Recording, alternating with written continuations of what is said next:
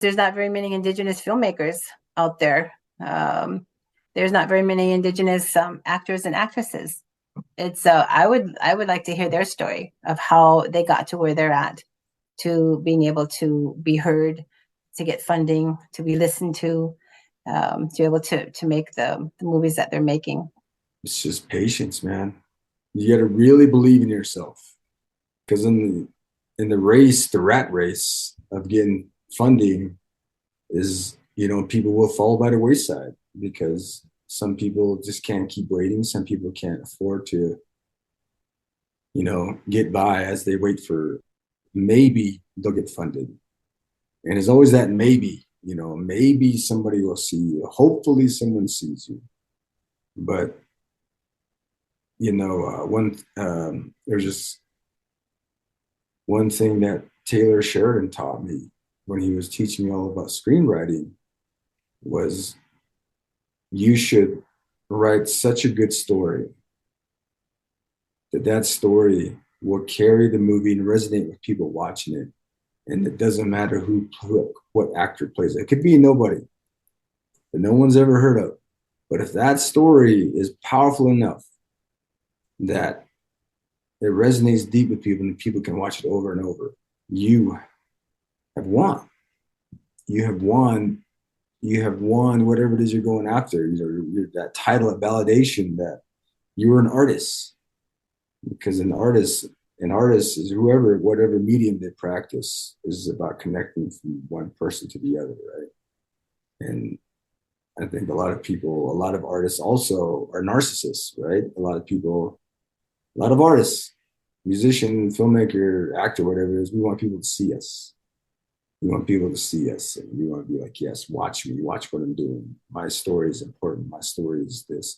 And if you don't have that type of, a little bit of narcissism in you, you're not going to make it because you're always going to fall back and be like, oh, yeah, I'm one of the guys. I'm one of the people. No, get up there, shine your fucking light and show the world why you're special, why you're important.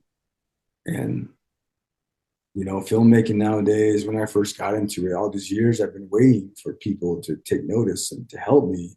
I stopped waiting. I became creative. I said, I'm going to make these things with people who believe in it just as much as I do. And they're not looking for the monetary reward. They're looking to the connection. And as I've grown, I've become more a storyteller.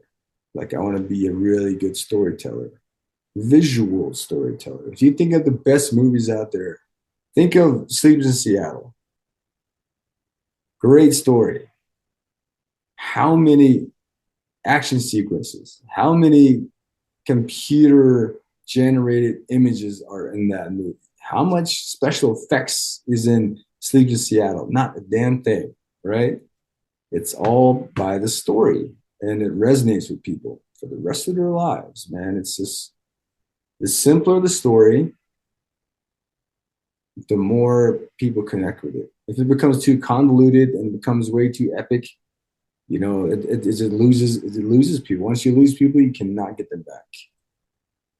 They'll switch the channel. They'll go and do a review, a reaction on TikTok saying, hey, don't watch this movie. Um, but having that story is important. Navajo Highways is about two cousins that are just trying to figure out their culture. That's the story. That's the whole story. And everyone can connect with that because everyone feels that they come from a culture that they've lost. And they're trying to reconnect to it. And they're rooting for these two kids to reconnect.